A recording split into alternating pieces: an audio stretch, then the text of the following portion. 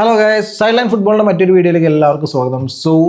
Champions ലീഗിന്റെ round of 16 മുന്നോടിയുള്ള knockout face മത്സരങ്ങളൊക്കെ അവസാനിച്ചിരിക്കുകയാണ്. എല്ലാവരും കാത്തിരുന്നായിരുന്നു ആരായിരിക്കും റൗണ്ട് ഓഫ് 16ലേക്ക് കിടക്കുക, റയൽ ആയിരിക്കും, സിറ്റി ആയിരിക്കും. കാരണം ഈ രണ്ട് ടീമുകളും ഈ ചാമ്പ്യൻസ് ലീഗിൽ ഈ സീസണിന് മുന്നോടിയായിട്ട് ഫേവറേറ്റ്സ് ആയിരുന്നു. കഴിഞ്ഞ ആഴ്ച സിറ്റി ഗ്രൗണ്ടിൽ നടന്ന മത്സരത്തിൽ ഒരു ഗോളിന്റെ ലീഡുമായിട്ടാണ് കാർലോ ആൻസലോട്ടി സംഘവും മാഡ്രിഡിലേക്ക് മടങ്ങിയത്. 3-2 എന്നായിരുന്നു അവിടുത്തെ സ്കോർ. ആ ഒരു മത്സരം കഴിഞ്ഞ് കഴിഞ്ഞ് പെപ് ഗാർഡിയോള പറയുകയുണ്ടായി, സിറ്റിക്ക് 1% ചാൻസ് ഉണ്ട് ഈ ഒരു ടൈൽ തിരിച്ചു വരാൻ എന്നുള്ളതാണ്. പക്ഷേ സാന്റിയാഗോ ബെർണബേയിൽ നടന്ന ഈ ഒരു മത്സരത്തിൽ, സെക്കൻഡ് ലെഗ് മത്സരത്തിൽ, ആ 1% ഫൈറ്റ് പോലും സിറ്റി പ്ലേയേഴ്സ് പുറത്തെടുത്തില്ല എന്നുള്ളതാണ്. 3-1 ഒരു നാണംകെട്ട തോൽവി തന്നെ പെപ് ഗാർഡിയോളയ്ക്കും സംഘത്തിന് ഏറ്റുവാങ്ങേണ്ടി വന്നു. ആ നാണംകെട്ട തോൽവി നമ്മൾ ആ സ്കോർ ലൈൻ വെച്ചിട്ടല്ല പറയുന്നത്, ആ ഒരു മത്സരത്തിലെ പെർഫോമൻസും കാര്യങ്ങളും വെച്ചിട്ടാണ് നമ്മൾ പറയുന്നത്. അവർ കൊണ്ടുവന്ന ഫൈറ്റ് വെച്ചിട്ടാണ് നമ്മൾ പറയുന്നത്. ഒരു നാണംകെട്ട തോൽവി തന്നെ അവിടെ ഏറ്റുവാങ്ങേണ്ടി വന്നു എന്നുള്ളതാണ്. ഈ വർഷത്തെ ചാമ്പ്യൻസ് ലീഗ് സ്വപ്നങ്ങളൊക്കെ പെപ് ഗാർഡിയോളയ്ക്കും സംഘത്തിനും ഇവിടെ അവസാനിക്കുകയാണ്. റയൽ മാഡ്രിഡ് രാജകീയമായിട്ട് തന്നെ റൗണ്ട് ഓഫ് 16ലേക്ക് എൻട്രി വെച്ചു എന്നുള്ളതാണ്. അവിടെ എടുത്തു പറയേണ്ടത് കിലിയൻ എംബാപ്പയുടെ ഹാട്രിക്കാണ്. സിറ്റിക്കെതിരെ സാന്റിയാഗോ ബെർണബേയിൽ വെച്ച് അദ്ദേഹം നേടിയ 60 നിമിഷം കൊണ്ട് തന്നെ ഹാട്രിക്ക് അവിടെ പൂർത്തിയാക്കി എന്നുള്ളതാണ്. ഇനിയിപ്പോൾ നമുക്ക് അതിൻ്റെ ലൈനപ്പ് കാര്യങ്ങളിലേക്ക് പറയാനുണ്ട്. ആ ലൈനപ്പ് ഇമ്പോർട്ടൻ്റ് ആയിട്ട് പറയാനുണ്ട്, കാരണം അവിടെ തന്നെ ഒരു മേജർ കമ്പാരിസൺ വരും എന്നുള്ളതാണ്. സിറ്റിയുടെ ലൈനപ്പ് നോക്കുകയാണെങ്കിൽ ബാക്ക് ഫോറിൽ ഉണ്ടായിരുന്നത് ഗ്വാർഡിയോള്, ജോൺ സ്റ്റോൺസ്, റൂബൻ ഡയാസ്, അതേപോലെ ക്യൂസ്നോവാണ് ഉണ്ടായത്. ഇനി മിഡ്ഫീൽഡിലേക്ക് നോക്കുകയാണെങ്കിൽ അവിടെയാണ് സംഭവം നിൽക്കുന്നത്. പുതിയ സൈനിങ് നീക്കോ ഉണ്ട്. അദ്ദേഹത്തിൻ്റെ കൂടെ കളിക്കുന്നത് 2 മിഡ്ഫീൽഡേഴ്സ്, ഗുണ്ടോഗനും ബെർണാഡോ സിൽവയും എഗെയിൻ. ആൻഡ് ഫ്രണ്ട് ത്രീയിൽ ഹാലൻഡ് ഉണ്ടായിരുന്നില്ല. സ്ട്രൈക്കറുടെ ഹാലൻഡ് കളിക്കാൻ പറ്റില്ല, മുട്ടിന് ചെറിയൊരു പരിക്കുള്ള കാരണം ആൾ സബ്സ്റ്റിറ്റ്യൂഷനായിട്ട് ഉണ്ടായത്. മത്സരത്തിൽ ഇറക്കിയേയില്ല പെപ് ഗാർഡിയോള. പകരം വിൻ്റർ സൈനിങ് ആയ മെർമോഷാണ് ഒരു സ്ട്രൈക്കിംഗ് റോളിൽ കളിച്ചിരുന്നത്. വിങ്സിൽ സവീനയും ഫോഡനും ആണ് പിന്നീട് ഉണ്ടായിരുന്നത്. ഇനി റയലിൻ്റെ കാര്യം നോക്കുകയാണെങ്കിൽ ഈ അടുത്ത കാലത്ത് റയൽ മാഡ്രിഡ് ഇറക്കിയ one of the best balanced lineup എന്ന് തന്നെ പറയാൻ പറ്റും. ഇഞ്ചുറി കഴിഞ്ഞ് റുഡിഗർ തിരിച്ചെത്തി.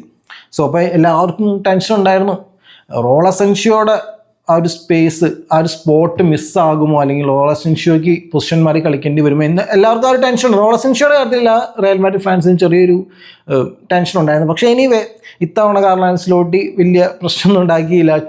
ചാമണീനെ നേരെ മിഡ്ഫീൽഡിലേക്ക് തട്ടിയെന്നുള്ളതാണ്.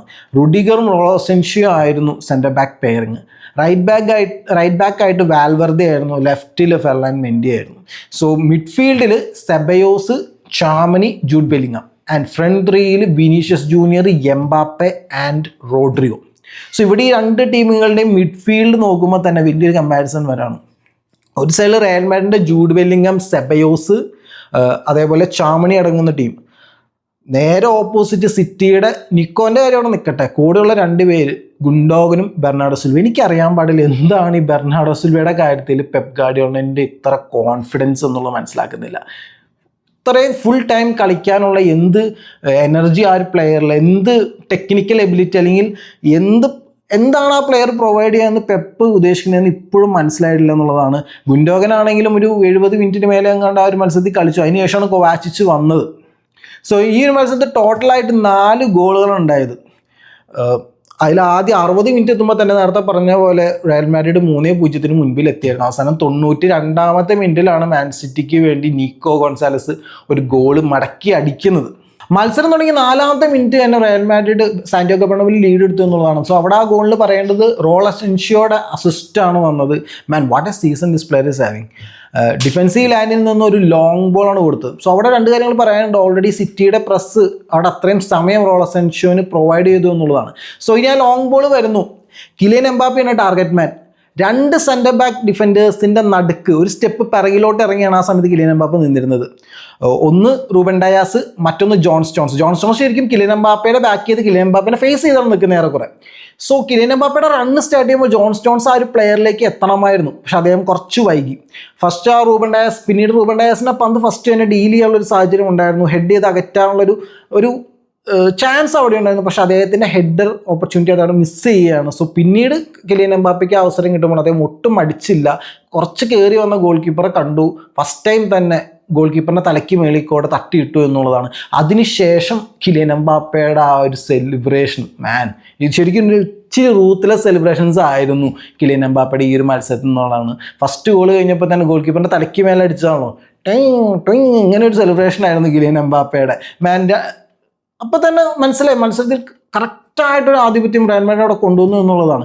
അതിനുശേഷം സിറ്റിക്ക് പിന്നെ ഒരു അടി കിട്ടി എന്നുള്ളത് 8ാമത്തെ മിനിറ്റ് ആയപ്പോഴേക്കും, അതായത് 4ാമത്തെ മിനിറ്റ് ഗോൾ നേടി 8ാമത്തെ മിനിറ്റ് ആയപ്പോഴേക്കും ജോൺ സ്റ്റോൺസിന് ഇഞ്ചേർഡായിട്ട് മാറ്റേണ്ടി വന്നു പെപ് ഗാർഡിയോളയ്ക്ക്. Another injury concern for Man City this season. So അവിടേക്ക് പിന്നെ വന്ന് നേതൻ ആക്കിയാണ് ആ ഒരു പൊസിഷൻ കവർ ചെയ്യാനായിട്ട് വന്നത് സെൻറ്റർ ബാക്കിലേക്ക്. സോ അതിനുശേഷം 33ാമത്തെ മിനിറ്റിലാണ് റയൽ മാഡ്രിഡ് അവരുടെ 2ാമത്തെ ഗോൾ നേടുന്നത്. റൈറ്റ് വിങ്ങിൽ നിന്നും വിനീഷ്യസ് ജൂനിയർ വെച്ച് കൊടുക്കുന്ന പന്ത് സെൻട്രലിൽ റോഡ്രിഗോ ആ പന്ത് എടുത്ത് പിന്നെ കിലിയൻ എംബാപ്പയ്ക്ക് വെച്ച് കൊടുക്കുന്നു. കിലിയൻ എംബാപ്പ ആ പന്ത് അടിക്കുന്നതിന് മുമ്പ് ഗാർഡിയോളിനെ ഒന്ന് കിടത്തി വിടുന്നുണ്ട്. ആ പന്ത് പിടിക്കാനായിട്ട് റൈറ്റ് ബാക്കായ ഗാർഡിയോൾ വരുമ്പോൾ ഗാർഡിയോളിൻ്റെ സ്ലൈഡിങ് ഡിഫെൻസീവ് മൂവ്മെൻ്റ് ആയിരുന്നു. പക്ഷേ അത് കിടത്തി വിട്ടതിന് ശേഷം, ആ ഒരു പ്ലെയറെ കിടത്തി വിട്ടതിന് ശേഷമാണ് കിലിയൻ എംബാപ്പ ഒരു ഗോൾ സ്കോർ ചെയ്യുന്നത്. അതിനുശേഷം അടുത്ത റൂത്തിലെ സെലിബ്രേഷൻ ഗാർഡിയോളിൻ്റെ മുഖത്ത് നോക്കി ചിരിച്ചിട്ടാണ് എംബാപ്പ ഓടുന്നത്. അവിടെ ഗാർഡിയോൾ തെന്നി വീണത്, ആ ഒരു സ്ലൈഡ് ചെയ്ത് വീണതിനെ മോക്ക് ചെയ്തുകൊണ്ടാണ് കിലിയൻ എംബാപ്പ 2ാമത്തെ ഗോൾ സെലിബ്രേറ്റ് ചെയ്ത്. സോ അങ്ങനെ ഫസ്റ്റ് ഹാഫ് അവസാനിച്ച് കഴിഞ്ഞപ്പോൾ ഫസ്റ്റ് ഹാഫ് അവസാനിക്കുന്നതിന് മുമ്പ് റയൽ മാഡ്രിഡ് ഫാൻസിന് ഇച്ചിരി വിഷമം തോന്നിയൊരു കാര്യം എന്ന് വെച്ചിട്ട് ജൂഡ് ബെല്ലിംഗാമിന് യെല്ലോ കാർഡ് കിട്ടിയെന്നുള്ളതാണ്. സോ അദ്ദേഹം ഇനി അടുത്ത ചാമ്പ്യൻസ് ലീഗ് മത്സരത്തിൽ റയലിന് വേണ്ടി കളിക്കില്ല എന്നുള്ളതാണ്, കോട്ടത്തെ മഞ്ഞക്കാടിൻ്റെ. സോ ഇനിയിപ്പോൾ സെക്കൻഡ് ഹാഫിലേക്ക് വരുമ്പോഴും പെപ്പിനൊരു കുലുക്കുമില്ല, 2-0 പറയുന്നത് നിൽക്കണം. മത്സരത്തിൽ ഒരു കൺട്രോളും ഇല്ല. സാധാരണ റയലിൻ്റെ ഏതെങ്കിലും ഒരു ഫെർലാൻ മെൻഡിയൊക്കെ അത്യാവശ്യം ചലഞ്ചഡ് ആവുമെന്ന് ഞാൻ എക്സ്പെക്ട് ചെയ്തിരുന്നു ഈ ഒരു മത്സരത്തിൽ. വിങ്സിനോടൊന്നും കാര്യം എന്തുകൊണ്ട് പെപ് ഗാർഡിയോള വിങ്സ് യൂട്ടിലൈസ് ചെയ്യാൻ ശ്രമിച്ചില്ല എന്നുള്ളത് വല്ലാത്തൊരു മിസ്റ്ററി തന്നെയാണ്.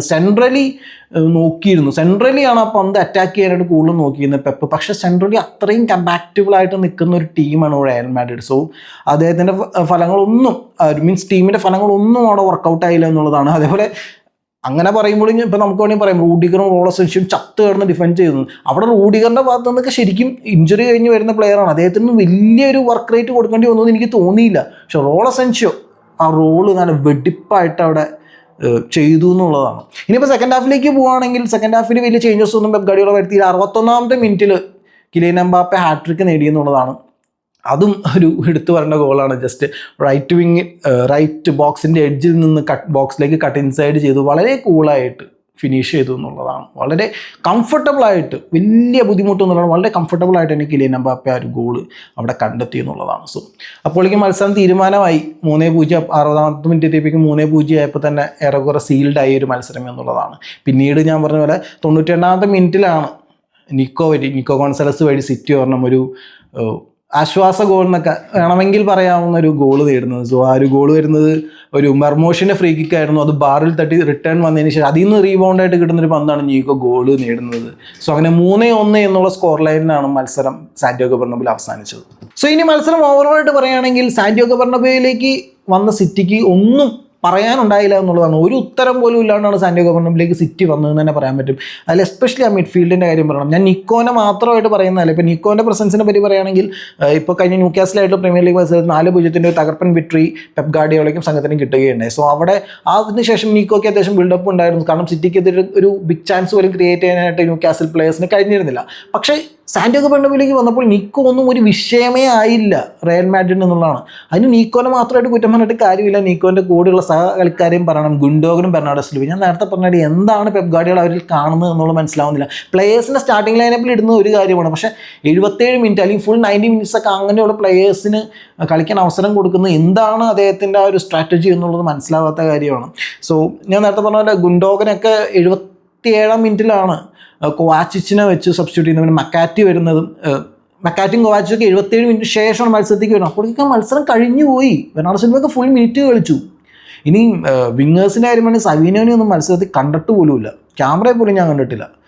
പിന്നെ ഹാലൻഡ് ഉണ്ടായതിന് അതുകൊണ്ട് മർമോഷാണ് ഫ്രണ്ട് ലൈനിൽ കളിച്ചത്. പക്ഷെ മർമോഷനും ഞാൻ പറഞ്ഞ പോലെ വലിയ ത്രെറ്റ് ഉണ്ടാക്കാനായിട്ട് റോളസെൻഷ്യോയും റൂഡിഗറൊന്നും സമ്മതിച്ചിട്ടില്ല. അതിൽ എസ്പെഷ്യലി റോളസെൻഷ്യോൻ്റെ കാര്യം പറയേണ്ടതാണ്. മാൻ ഒരു പ്ലെയർ ഉണ്ടല്ലോ, ശരിക്കും സെർജിയോ റാമോസ് വൈബ്സ് അടിക്കുന്ന പ്ലെയറാണ്. ആ ഒരു മെൻറ്റാലിറ്റിയും ആ ഒരു അഗ്രഷനും ആ ഒരു ഡിസിഷൻ മേക്കിംഗ്. ഒരു സീക്വൻസ് ഉണ്ടായിരുന്നു, മർമോഷിൻ്റെ കാലിൽ നിന്ന് പന്തെടുക്കുന്നു, എടുത്ത് പന്തെടുക്കുന്ന സീക്വൻസ്. മാൻ ആ ഒരു കോണ്ടാക്റ്റ് കാണണം, കറക്റ്റായിട്ട് ബോൾ ഫസ്റ്റ് കോണ്ടാക്റ്റ് വെച്ച് ഒരു ഫൗളിങ്ങിൻ്റെ എലമെൻ്റ് ഇല്ലാതെ അത് കംപ്ലീറ്റ് ചെയ്യുന്നു. അതിന് ശേഷമുള്ള അദ്ദേഹത്തിൻ്റെ സെലിബ്രേഷനും ഒക്കെ. Man that guy is destined for greatness in Real Madrid jersey. Man ഒരു ബ്രേക്ക് ത്രൂ സീസണിൽ കൂടെയാണ് കടന്നു പോകുന്നത്. അത് അങ്ങനെ തന്നെ പോട്ടെ, റയൽ മാഡ്രിഡിന് ഒരു വലിയൊരു മുതൽക്കൂട്ടാവാനുള്ള എല്ലാ സാധ്യതയും ഈ ഒരു പ്ലെയറിൽ കാണുന്നുണ്ട് എന്നുള്ളതാണ്. സോ ഇനി സിറ്റിയിലേക്ക് തിരിച്ചു വരാണ്. സിറ്റിയുടെ ഡിഫൻസീവ് ലൈനും വളരെ നന്നായിട്ട് പൊട്ടുന്ന സാഹചര്യമുണ്ട്. ഇപ്പോൾ ഞാൻ ഫസ്റ്റ് ഗോളിൽ പറഞ്ഞു അവിടെ സിറ്റിയുടെ രണ്ട് മിസ്റ്റേക്സ് അവിടെ പറഞ്ഞിരുന്നു. ഒന്ന് പ്രസ്സിങ്ങിൽ വന്ന ആ ഭാഗത്തെ, ഡിഫൻസിൽ 2 ഡിഫൻഡേഴ്സിൻ്റെ ഭാഗത്ത് നിന്ന് വന്ന മിസ്റ്റേക്സിനെ പറ്റി പറഞ്ഞു. സെക്കൻഡ് ഗോളിലും എടുത്ത് പറയേണ്ടതാണ്. കാരണം സെക്കൻഡ് ഗോളിൽ കിലിയൻ എംബാപ്പയും റോഡ്രിഗയും അവിടെ ഒരു ടച്ചിലേക്ക് വരുമ്പോൾ സെൻട്രൽ ഏരിയയിലേക്ക് അവിടെ സെൻറ്റർ ബാക്സ് ഇല്ല. റൈറ്റ് ബാക്ക് കളിക്കുന്ന ക്യൂസനോ ആണ് അവിടെ റൈറ്റ് ബാക്ക് കളിക്കുന്ന ക്യൂസിനോവ് ആണ് അവിടെ വന്നിട്ട് ഡിഫൻസിലേക്ക് നിന്നുണ്ടായിരുന്നത്. പിന്നീടാണ് ലെഫ്റ്റ് ബാക്കി കളിക്കുന്ന ഗ്വാഡിയോള് അവിടേക്ക് ഡിഫൻസിന് വരുന്നത്. സോ അവിടെയും ഡിഫൻസീവ് പ്ലെയേഴ്സ് മിസ്പ്ലേസ്ഡ് ആവുന്ന സാഹചര്യങ്ങൾ ഉണ്ടാവുന്നുണ്ട്. പിന്നെ തേർഡ് ഗോൾ ഞാൻ പറഞ്ഞല്ലോ, കിലിയൻ എംബാപ്പെ ബ്രില്യൻസ് ആണ്. അവിടെയും കാര്യമായിട്ട് ഒരു ഇൻപുട്ടും കൊടുക്കാനായിട്ട് സിറ്റി ഡിഫൻസിന് കഴിഞ്ഞിട്ടില്ല എന്നുള്ളതാണ്. So city is overall individual performance അടക്കം പറയുകയാണെങ്കിൽ, സ്ട്രാറ്റജി വൈസ് പറയുകയാണെങ്കിലും ഇൻഡിവിജ്വൽ പെർഫോമൻസ് വരെ പറയുകയാണെങ്കിലും ഒരു ഉത്തരവ് ഇല്ലാണ്ടാണ് സാന്റിയാഗോ ബെർണബിലേക്ക് സിറ്റി വന്നത്. ഇനി റയൽ മാഡ്രിഡിൻ്റെ കാര്യം നോക്കുകയാണെങ്കിൽ നമുക്ക് ഗോൾ കീപ്പറോട്ട് തുടങ്ങാം. ഗോൾ കീപ്പറിനായ കോട്ടോയ്ക്ക് വലിയ പണിയൊന്നും ഈ മത്സരത്തിൽ ഉണ്ടായിരുന്നില്ല. ലിറ്ററലി അവസാന 10-15 മിനിറ്റാണ് ശരീരം ഒന്ന് അണങ്ങിയത് ആ മനുഷ്യൻ്റെ. പിന്നെ മെൻഡിയുടെ കാര്യം പറയുകയാണെങ്കിൽ ഞാൻ എക്സ്പെക്ട് ചെയ്തിരുന്നു മെൻഡീനെ അത്യാവശ്യം ടാർഗറ്റ് ചെയ്യുമായിരിക്കും വിങ്ങിലെന്ന്. ഒരു ത്രെറ്റും അദ്ദേഹത്തിന് ഫേസ് ചെയ്യേണ്ടി വന്നായിട്ട് ഈ മത്സരത്തിൽ ഞാൻ കണ്ടില്ല. സെൻറ്റർ ബാക്ക് പേരെങ്കിലും റൂഡിഗറും റോളസിൻഷൻ്റെ കാര്യം ഞാൻ പറഞ്ഞു കഴിഞ്ഞു. റൈറ്റ് ബാക്കിൽ വാൽവർഡെ മാൻ അത് വല്ലാത്തൊരു ജിന്നാണ്. ഒഫൻസീവ് ആയാലും ഡിഫെൻസീവ് ആയാലും പുള്ളി അവിടെ ഉണ്ടാവും. പന്ത് അവിടെ ഉണ്ടാകുമ്പോൾ പുള്ളി അവിടെ ഉണ്ടാവും. അത് വല്ലാത്തൊരു ജിന്നാണ് പുള്ളി. ആൻഡ് ചോമനി സെൻട്രൽ മിഡ്ഫീൽഡിലേക്ക് കയറി വന്നിട്ട് മാൻ അവിടെയാണ് അദ്ദേഹത്തിൻ്റെ സ്ഥാനം. അത് പ്രൂവ് ചെയ്യുന്നൊരു പെർഫോമൻസ് തന്നെ അവിടെയും കാഴ്ചവെച്ചു. സെബയോസ് വല്ലാത്തൊരു സീസൺ, ഒരു അണ്ടർ റേറ്റഡ് സീസൺ സെബയോസിൻ്റെ ഭാഗത്ത് നടന്നുകൊണ്ടിരിക്കുകയാണ്. എന്താ പറയുക, ക്രൂസിന് സബ്സ്റ്റിറ്റ്യൂഷൻ ആണെന്നൊന്നും ഞാൻ ഒരു പകരക്കാരനാണെന്നൊന്നും പറയുന്നില്ല. ബട്ട് സ്റ്റിൽ അതിന് അടുത്ത് വരുന്നൊരു പെർഫോമൻസ് പുറത്തെടുക്കാൻ സെബയോസിന് പറ്റുന്നുണ്ട് എന്നുള്ളതാണ്. ആൻഡ് പിന്നെ ഫ്രണ്ട് ഫോറിൻ്റെ കാര്യം, ജൂഡ് ബെല്ലിംഗാം അടങ്ങുന്ന ആ ഫ്രണ്ട് ഫോറിൻ്റെ കാര്യം ഒന്നും പറയാനില്ല. അത് കാർലോ ആൻസലോട്ടി പറയുന്ന ഒരു കാര്യമുണ്ട്. ഞങ്ങളുടെ ആ ഫ്രണ്ടിലുള്ള 4 players Bellingham, Vinicius, Mbappe, Rodrygo, ഇവർ 4 പേരും കറക്റ്റായിട്ട് കണക്റ്റ് ആവുകയാണെങ്കിൽ one of the dangerous attacking unit തന്നെയാണ് റയൽ മാഡ്രിഡ് എന്ന് പറയുന്നത്. അത് അക്ഷരം പ്രതി പിൻ ചെയ്യുന്ന ഒരു പെർഫോമൻസ് തന്നെയായിരുന്നു സാന്റിയാഗോ ബെർണബിൽ കണ്ടത് എന്നുള്ളതാണ്. ആൻഡ് റോഡ്രി മാൻ അദ്ദേഹത്തിന് ഒരു അസിസ്റ്റ് മാത്രമേ ഉള്ളൂ, ഇനി പറയേണ്ടതാണ്. അറ്റാക്കിങ്ങിൽ ആ പ്ലെയർ കൊടുക്കുന്ന കോൺട്രിബ്യൂഷൻ, ഓഫ് ദ ബോളും ആ പ്ലെയർ കൊടുക്കുന്ന കോൺട്രിബ്യൂഷൻ ചില്ലറയല്ല. എന്നോട് ചോദിക്കുകയാണെങ്കിൽ ഇപ്പോൾ ആ 4 പ്ലെയേഴ്സിൽ ഏറ്റവും ഇമ്പോർട്ടൻറ്റ് എംബാപ്പെ ആണെന്ന് ഞാൻ പറയും റോഡ്രി ആണെന്ന് പറയുള്ളൂ. കാരണം ആ ഒരു പ്ലെയറിൻ്റെ പ്രസൻസ് ടീമിന് അത്രയധികം അറ്റാക്കിങ്ങിലും ഓഫ് ദ ബോളും ഹെൽപ്പ് ചെയ്യുന്നുണ്ട്. പ്രസ്സിങ്ങിൻ്റെ കാര്യത്തിലേക്കാണെങ്കിലും വളരെ രീതിയിൽ ഹെൽപ്പ് ചെയ്യുന്നുണ്ട് എന്നുള്ളതാണ്. സോ എന്തായാലും കിലിയൻ എംബാപ്പയുടെ സീസൺ വളരെ ഒരു പതിയെ തുടങ്ങി ഇപ്പോൾ ഒരു ഹൈ ഫോമിലേക്ക്, ഒരു ഫയർ മോഡിലേക്ക് പോയിക്കൊണ്ടിരിക്കുകയാണ് ചെക്കൻ. ഇപ്പോൾ വിനീഷ്യസ് ആണെങ്കിലും വലിയ കുഴപ്പമില്ലാത്തൊരു പ്രകടനം പുറത്തെടുത്തു. Not his best but still മോശമില്ലാത്തൊരു പ്രകടനം തന്നെ ടീമിന് കൊടുത്തു എന്നുള്ളതാണ്. So anyway totally out class ചെയ്ത് കളഞ്ഞു പെപ് ഗാർഡിയോളേൻ്റെ സിറ്റീനെ കാർലോ ആൻസലോട്ടിയുടെ റയൽ മാഡ്രിഡ് എന്നുള്ളതാണ്. സോ റൗണ്ട് ഓഫ് 16ലേക്ക് കയറിയ റയൽ മാഡ്രിഡിൻ്റെ ഒപ്പോണൻസ് ആരാന്നുള്ളത് അധികമായി കണ്ടാൽ നമുക്ക് അറിയാൻ പറ്റും. ഒന്നില്ലെങ്കിൽ അത്ലറ്റിക്കോ മാഡ്രിഡ് അല്ലെങ്കിൽ ബയർ ലെവർകൂസൻ ആയിരിക്കും. സോ ഒരു മാഡ്രിഡ് ഡെർബി ആയിരിക്കുമോ അല്ലെങ്കിൽ ഒരു ജർമ്മൻ പോരാട്ടമായിരിക്കും നമുക്ക് റയൽ മാഡ്രിഡിന് കിട്ടുക എന്നുള്ളത് അധികമായി കണ്ട് തന്നെ അറിയാൻ പറ്റും. സോ എന്തായാലും ഈ ഒരു മത്സരത്തെക്കുറിച്ചുള്ള നിങ്ങളുടെ അഭിപ്രായം എന്താണെന്നുള്ളത് താഴെ കമൻറ്റ് സെക്ഷൻ രേഖപ്പെടുത്തുക. അതേപോലെ നിങ്ങൾക്ക് വീഡിയോ ഇഷ്ടപ്പെട്ടെങ്കിൽ ലൈക്ക് ചെയ്യുക. ചാനൽ ഇതുവരെ സബ്സ്ക്രൈബ് ചെയ്തില്ലെങ്കിൽ സബ്സ്ക്രൈബ് ചെയ്ത് ചാനൽ സപ്പോർട്ട് ചെയ്യുക. ഓക്കെ ഗൈസ്, മറ്റൊരു വീഡിയോ ആയിട്ട് കാണുന്നവരെ this is Alexander signing off and have A nice day.